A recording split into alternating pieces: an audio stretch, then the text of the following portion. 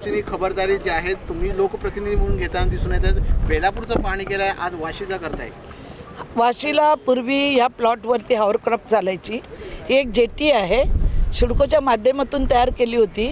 इथे बघायला यायचं तात्पर्य एवढं की इथे मँग्रोवची झाडं किती वाढलेली आहेत, कारण त्याच्यामुळे पाणी अडू शकतं।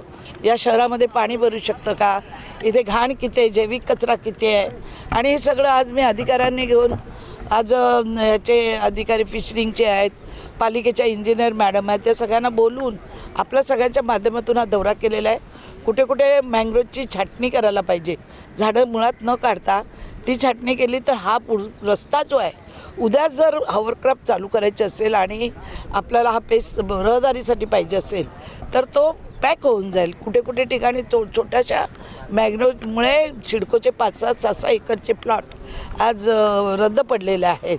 आणि ही सगळी खबरदारी इथे सुशोभीकरण करणं, जसं पूर्वी होत्या बाजूच्या प्लॉटमध्ये मी पूर्वी सुशोभीकरण केलं होतं MLC असताना, आता सगळा परिसर पिकनिक स्पॉट बनवायचं आहे मला।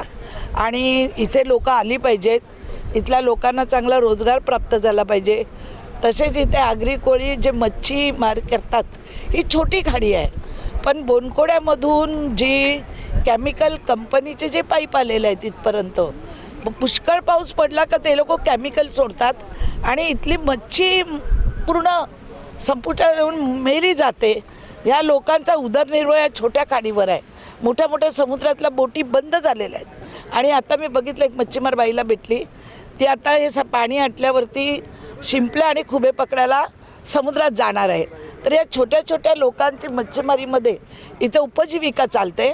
तर मी शासनामध्ये आता लक्षवेधी घेणार आहे की ह्या ज्या पाईपलाईन आलेल्या आहेत आणि ह्या पाणी फिल्टर न करता समुद्रात जे पाणी सोडतात ते कुठेतरी बंद झालं पाहिजे।